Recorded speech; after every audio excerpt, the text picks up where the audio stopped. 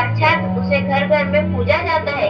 फिर क्या हो गया कि आज वह अपने अस्तित्व की लड़ाई लड़ रही है, वह अपने जीवन की भीख मांग रही है। अरे बेटी तो हर घर की शान है, उसी से घर में रोशनी है, बेटी तो घरों को जोड़ती है। तो आइए बेटियों के सम्मान में हम एक नाटक प्रस्तुत करने जा रहे हैं, जिसका शीर्षक है बेटी बचाओ बेटी पढ़ाओ। मीरा, ओ मीरा, तुमने मुन्ना को कहीं देखा क्या?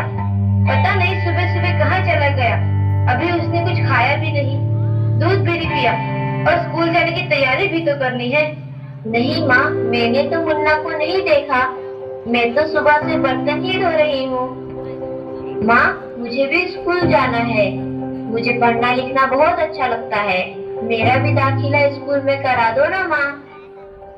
ए छोरी, बड़ी है स्कूल जाने वाली, घर के कामकाज अच्छे से सीख ले, आगे चलकर यही तेरे काम आने वाले। पढ़ लिख कर कौन सा तुझको कलेक्टर बनना है? जल्दी जल्दी बर्तन साफ कर।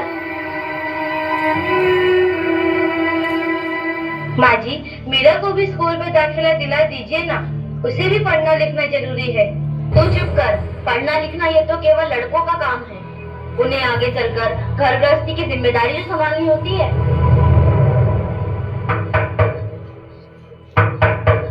अरे क्या हो रहा है? कौन किसकी जवाबदारी संभाल रहा है? और हमारी मीरा बेटी क्यों रो रही है? देखिए ना डॉक्टर दीदी, दादी मुझे स्कूल ही जाने नहीं देती, कहती है तुझे पढ़ लिख कर क्या करना है, आगे चल के चूल्हा चौका ही तो संभालना है। अरे यह तो बहुत गलत बात है माँ जी। क्या आपको नहीं लगता कि हम बेटियां भी पढ़ लिख कर आगे बढ़े? आज समाज बहुत आगे बढ़ गया है माँ जी। आप किस दुनिया की बात कर रही हैं? हम 21वीं सदी में जी रहे हैं। मैं आज ही टीचर दीदी से बात कर मीरा का दाखिला स्कूल में कराती हूँ। और हाँ, मैं तो यहाँ इसीलिए आई थी कि मुन्ना को पोलियो ड्रॉप दिया कि नहीं, जगह जगह इसके कैंप लगे हैं। अच्छा हुआ बहन जी आप आ गए। अब मुन्ना को पोलियो ड्रॉप भी दे देंगे और मैं इसे स्कूल भी पहुँचा दूंगी। अच्छा मीरा, अब तुम रोना नहीं, तुम जरूर स्कूल जाओगी और एक दिन पढ़ लिख कर मेरी तरह बहुत अच्छी डॉक्टर बनोगी। ठीक है बेटा?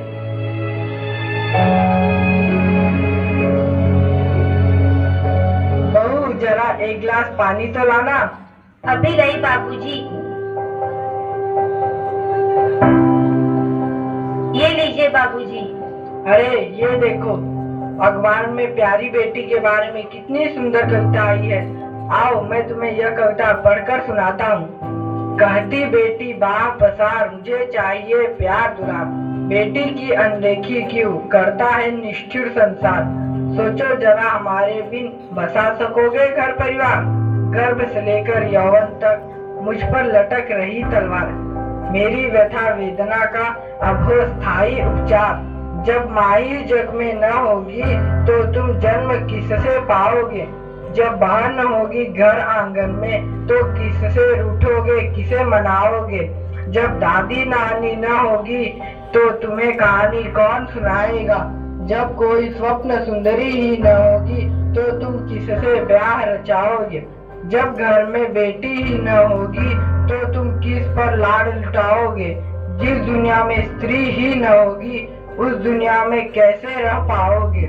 जब तेरे घर में बहू ही न होगी तो कैसे वंश आगे बढ़ाओगे।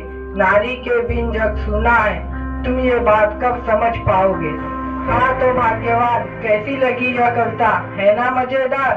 काहे की मजेदार कविता, मुझे नहीं आई पसंद। अरे कोई घर में है क्या? आइए आइए टीचर दीदी, हम आप ही का इंतजार कर रहे थे। हाँ जरा मैं कुछ दिनों के लिए बाहर चले गए थे, इसलिए यहाँ नहीं आ पाई। डॉक्टर बहन जी कह रही थी आपने मीरा का अभी तक दाखिला नहीं कराया। ये तो बहुत होनहार छात्रा है, हमेशा अच्छे अंक लेकर उत्तीर्ण होती है। हाँ मैं भी तो यही चाहती हूँ कि मीरा स्कूल जाए, खूब पढ़े, पर मेरी यहाँ सुनता कौन है। हाँ हाँ खूब पढ़ाओ लड़की को और बाहर भेजो। जब कुछ गलत सलत हो जाएगा ना तो मुंह छुपाने की भी जगह नहीं मिलेगी। अरे माँ जी, आप कहाँ की बात कहाँ लेकर बैठ गए। मीरा को 10वीं तक तो पढ़ाई पूरी कर लेने दीजिए, आगे की पढ़ाई के बारे में बाद में सोचेंगे। हाँ टीचर दीदी, हम मीरा को अवश्य स्कूल भेजेंगे। मैं उसे मेरे जैसा अनपढ़ नहीं रहने दूंगी। उसे लेने आऊंगी। क्यों दादाजी, सही कहा ना मैंने? हाँ हाँ बेटा, बिल्कुल सही कहा। मैं तो कब से कह रहा हूँ कि मीरा को भी स्कूल जाने दो। प्रणाम दादाजी। प्रणाम बेटा।